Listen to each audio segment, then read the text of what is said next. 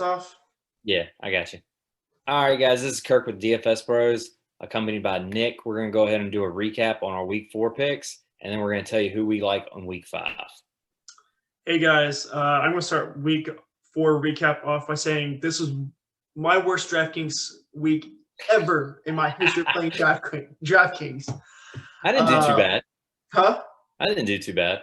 Yeah, I mean, it just sucked. It was my worst week ever for DFS. I will start off by saying Ryan Fitzpatrick. He looked like he was going to be a bad play most of the game. He got saved with that rushing touchdown at the end. I felt like I was wanting more at the end of the game. I know a lot of people were. Baker Mayfield, if he had gotten that passing touchdown instead of Jarvis Landry, I would have looked somewhat decent with my pick with that.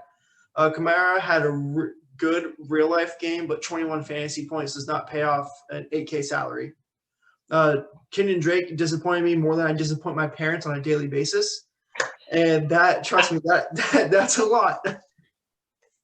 Devontae Parker had a good game of 10 catches and 110 yards. I do not feel he reached his full ceiling as he missed most of the first quarter and a little bit of the second quarter with a leg injury. DJ Moore, what was that? Still hit value. Yeah, he still hit value, but I think it could have been more if he didn't miss those 10 minutes in the game. DJ Moore, I'm moving on. Gesicki murdered me, 1 catch for 10 yards. Waller had a fantastic game. Rams had 11 points, which did well. Ravens had 6. Could have been better, could have been worse. All in all, Week 4 was kind of in the middle for everybody. News around the industry is this was a terrible week for most DFS analysts. And like I said last week, we learn and we move on. And we move on to Week 5 with Kirk's quarterback. All right, so we're going to move to Atlanta, to a dome. And we're going to go on the other side of the ball, though, with the Carolina Panthers. Really like the Panthers this week. Really like the quarterback, Teddy Bridgewater. Only 5,900. Weapons look great. We got Robbie Anderson, DJ Moore, Curtis Samuel, Mike Davis. They're very affordable stacks. Everyone knows that's how you win your GPPs. You stack it, you run it back, and you plug in the ancillary pieces. Right. Like last week, the people who won plugged in Mixon along with Cowboy stacks. Won you a ton of money. So we're going to go ahead and use Teddy Bridgewater this week. He's 6th in yards per game, 10th in top 10 in yards per attempt. He's top 5 in accuracy. He's actually a lot more mobile than he was last year. And he's just already just proven that in this system and their fast pace that he can score 20 points a game. And against this Atlanta team that is just abysmal on defense. They've lost 6 cornerbacks already. I didn't know most teams had that many. But, yeah, they're down to their practice squad guys now, guys off the street. It's just awful. You're going to be keeping attacking against Atlanta. Fast-paced dome game. It's just a great point total too. Just looking at Week 1, Russell Wilson scored 35. Week 2, Dak scored 44. Week 3, Trubisky scored 13, but Foles came in and scored 18. Combined, 31. And Rodgers scored 33. So did my homework. Pretty much everyone scoring over 30. Teddy Bridgewater, another 30-point game coming. I think at least 28, which is well above 3x. Play quarterbacks against Atlanta. That's literally the formula every week this year until we are proven otherwise. I love Teddy Bridgewater this week as well.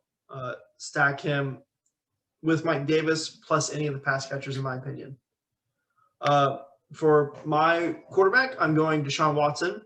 My reasoning is both teams have terrible defenses. It has a pretty high over-under. We have yet to see a true ceiling game from Deshaun Watson this year. You know, the 400 yards, 4 passing touchdowns, 50 rushing yards, 1 rushing touchdown type games. And I think it comes this week under this new offense. Jacksonville does not necessarily know what will be coming for them this week, as this offense, I think, will be revitalized. And I think everyone on this offense will benefit from it greatly, especially if they are revamping it. Texans defense will still be bad, so I think Gardner Minshew on the other side will be able to make this a game with DJ Chark and James Robinson and the Vishka Shelnut and even Keelan Cole but it should be a shootout, and I think both quarterbacks are viable, but I love Deshaun Watson this week. Yeah, if his mobility is if he's got the ball running and scoring touchdowns with his legs, he's going to be a top 5 quarterback. Mm-hmm. That's what we're kind of looking for and hoping for this week. All right, Kirk, you're running back. All right, I'm going on the other side of that game with James Robinson. Talked about how dome teams score a lot of points. They're playing in Houston, which is a dome. So we already said it's going to be a shootout. It's one of the highest point totals of the week. He's just getting insane usage. It's a great matchup. He's involved in the passing game. He's the only one running the ball on the ground. You put all that together, and it's perfect combination. Starting running backs against this team, Clyde Edwards-Helaire scored 23 with that great season opener. Engram had 16. We saw Connor explode for 28, and Cook the other week scored 32. So every team, their starting running back is scoring a ton of points, and it's just a safe play. Houston is not stopping the run. Just go ahead and lock in James Robinson. Yeah, I agree. It's a fantastic pick for running back. I will be getting into my running back in a second. It's also from that game. But it's amazing how many lineups I've been able to get in with Deshaun Watson, my running back, DJ Chark. And like there's just a lot of pieces in this game that I want. Is yours Duke Johnson? Huh? Is yours Duke Johnson? No, it's David Johnson. I can't believe I'm saying his name in the year 2020. But this is more of a fear play, as in I personally think this Kansas City game is going to be moved as they had a coach test positive for COVID-19. If the NFL is honest about the due diligence that it plans to do, this game will be moved. And my original pick was Clyde Edwards-Helaire. And if this game is still tomorrow, Clyde, smash him in 100% over David Johnson. But because of that, I'm going David Johnson. Same reasons I like for Deshaun Watson. Revitalized offense. I think everyone's going to benefit greatly from Bill O'Brien being gone. A lot of people is going to stack Deshaun Watson with Will Fuller, and I'm doing that myself. But usually if you want to win these huge GPPs, you have to stack with 2 pieces from the offense. I don't trust Brandon Cooks. I don't trust Kenny Stills. I don't trust Randall Cobb, and I don't trust the 2 tight ends. I also don't trust David Johnson, but I trust him more than those other guys. And I think this matchup is viable for a quarterback, running back, wide receiver stack. And I'm going to be running it back with my wide receiver that I will name after Kirk tells me his. My wide receiver pick this week is Olamide Zaccheaus. That's with a Z. So when you go to the player pool, type in Zach, and then his name should pop up. He's only $3,000. Played 80% of snaps after Julio went out. I do not believe Julio is going to play this week. That's a shootout that I'm targeting. Dome teams, I'm reiterating, dome teams score a lot of points. We want points in DFS. And wasn't just last week where he had 8 catches on 9 targets for 86 yards. The week before, he was 4 catches, 6 targets, 41 yards. For $3,000, he doesn't have to get you that much. And if he goose eggs, you can still win tournaments. We saw that with Troutman last week. Tight end, 2,500. People taking down tons and tons of money because they use the money to get these other players that are in the 6K range and just load up on 6K range players. Like we're talking about the Clyde Edwards-Helaire, the James Robinsons, the Mike Davises. Get those guys in your lineup, and the way you do that is use Olamide Zaccheaus. Oh my gosh. Oh, okay. Yeah. for everyone wondering, his name will be in the description of the video. Just look at that. Don't listen to what Kirk said about how he pronounced it. Just read the description, please. Start him. And when you read the description, make sure you leave a like and subscribe and a comment as well. But I think that's a trap play. I think Russell Gage and Calvin Ridley and Hayden Hurst will get a majority of the passing work. I know in week 1, Matt Ryan had 3 receivers over 100 yards, And I think he is able to do that on a weekly basis. Obviously, we have seen it multiple times. But I don't think your wide receiver is going to do that this week. I think Calvin Ridley will return from what happened last week. Russell Gage will be involved. Hayden Hurst will be involved. And I think Todd Gurley will be involved. It might take some of that passing work, even though he has not done much of it this season. But with that being said, my wide receiver is DJ Chark. Every pick I've had so far has been from this Houston-Jacksonville game, and that's really fun. Like I said earlier, this is a very high team total. I think it's top 5 on the slate, maybe top 3. Gardner is going to have to target him a lot, as this game I think could end up being like 35-28 in my honest opinion. And he's going to see a lot of red zone targets from Gardner Minshew, a lot of 10 zone targets. He could break one deep. This Texans defense is terrible. All they have is J.J. Watt. Everything after J.J. Watt is just absolutely terrible. I think DJ Chark is going to repeat what he did last week in another blow-up spot for him. Kirk will go into his tight end. All right, tight end. All that money I've saved, I'm going with a cheap quarterback on a mid-range to upper-end running back on a dirt cheap wide receiver. I'm going to spend up on tight end. And who else would you like to spend up with than George Kittle? Nick, want to kind of recap us on how George Kittle did last week against your Eagles? George Kittle had 15 receptions, 180-something yards, and a touchdown against my Philadelphia Eagles. Yeah, and they design plays for Kittle. Debo's not fully back healthy. He's not going to play 100% of snaps. He's not going to play anywhere near that. I think he's going to be on the field a lot more than last week, probably around 50%. With that being said, they're going to have plenty of plays. No one can guard this man. The only person who can stop him is him due to injury in like the first week. But we're going to see 10 to 12 targets weekly on this guy. PPR, he's just a monster. Yeah, PPR, he's just going to be a monster. And at 6,600, it's just a price disgrace. He needs to be a 7,000. He will be a 7,000. This will be the last time you'll ever get him at 66. Go ahead and lock him in, save money elsewhere, and just go ahead while everybody else gets their 6 to 8 points at tight end and hoping for that touchdown. Go ahead and just grab 20. Yeah, sentiment around the DFS community this week from DFS analysts and players alike, it is the week to pay up for tight end. Kelsey, Kittle, and Mark Andrews are all in play, and I personally also like Kittle the most out of all those three. But I'm going to give a somewhat value tight end this week since so many people are going to the high-priced ones. Evan Engram. It's not much of a surprise that people want to attack this Dallas versus New York game. It has a pretty high over-under. Both defenses suck. Daniel Jones has not played to his full potential so far this season. And I think the Giants are going to be playing from behind, as they always do. And Dallas has been absolutely terrible to the tight end this year. Like, horrendous. Like, bottom 5 in the league to a tight end in the slot.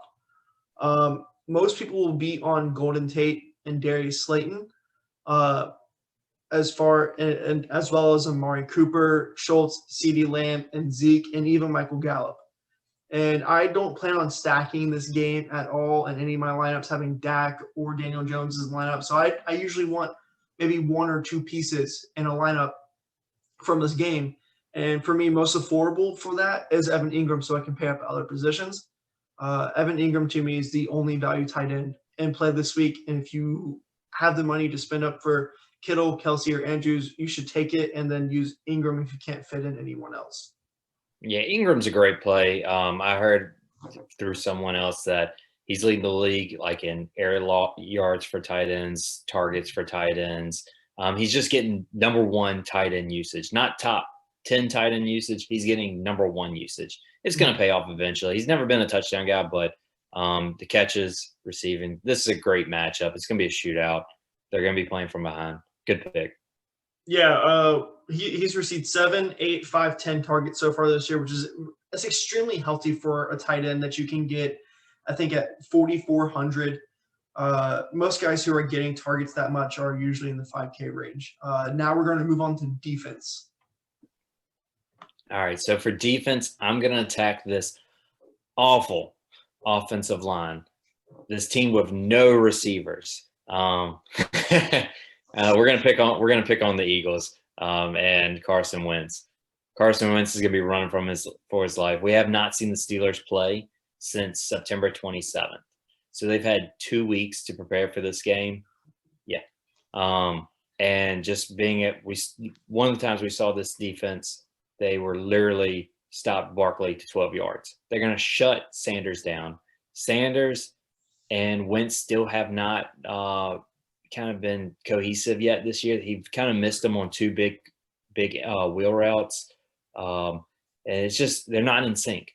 So that being really one of his only weapons, we already seen Ertz is not what we thought Ertz was. And teams for best guard, Greg Ward? Yeah, 4 catches for 9 yards last week from Ertz is just disgraceful. Yeah, that should never happen with Ertz. But, yeah, just go ahead. This steel curtain defense, the front seven is just insane. It is the best front seven in football. It is the best defense in football. And it's going up against a putrid offense. Yeah, I mention this every time we talk about this. So there's someone I graduated high school with is on their defensive line and is part of that amazing defensive line. One thing I will say about the Steelers, though, and a little bit of rebuttal to that is they are 3-0, but the 3 teams they've played have a combined win total of 1-11. So take that what it is. The Eagles are 1-2-1, and I think they're better than 1-2-1, especially if they're fully healthy. They're a little bit healthier this week. The Steelers are a fantastic option. I just don't see myself paying all the way up for a defense. And you get the Steelers at home. So yeah, that's true. I like defenses at home. Yeah. I don't see myself paying up a defense this week. I have a lot of expensive pieces in my lineups, and I've been having myself be forced to pay down at tight end, my wide receiver 3, in my defense because of that. And I write a Google Doc for our video every single week with my picks, and I left defense blank this week. What I have been doing is paying for the Panthers, but once I get my lineup in, whatever is there, I'm going to look through. It's usually going to be from like 2,600, 2,800 and down. And I've just been gravitating towards the Panthers as this Falcons team does have a chance to bust. And